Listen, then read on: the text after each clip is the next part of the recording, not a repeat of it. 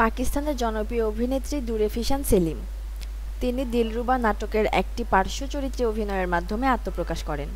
এরপর নিজ অভিনয় দক্ষতা দিয়ে দর্শকের মনে জায়গা করে নেন।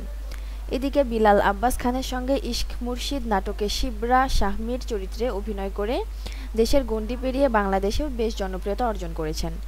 সম্প্রতি সামাজিক যোগাযোগ মাধ্যমে বিলাল আব্বাস খানের সঙ্গে দূরে ফিশান সেলিমের বিয়ে ও প্রেমের গুঞ্জন শুরু হয়েছে। এর মাঝেই দূরে ফিশান সেলিমের একটি পুরানো সাক্ষাৎকার ভাইরাল হয়েছে, যেখানে দেখা যায় দূরে ফিশান সেলিম জানিয়েছেন যে তিনি কারো সঙ্গে প্রেমের সম্পর্কে জড়াবেন না।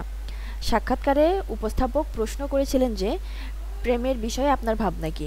এই প্রশ্নের জবাবে দূরে ফিশান বলেন, আমি কখনো কারো সঙ্গে প্রেমের সম্পর্কে জড়াবো না, প্রেম না করে সরাসরি বিয়ে করব। প্রসঙ্গত দূরে ফিশান সেলিম সর্বশেষ সানওয়াল ইরান পিয়া নাটকের ফিরোজ খান ও আহমেদ আলী আকবরের বিপরীতে অভিনয় করেছেন, যা উক্ত অভিনেতাদের সঙ্গে তার প্রথম কাজ।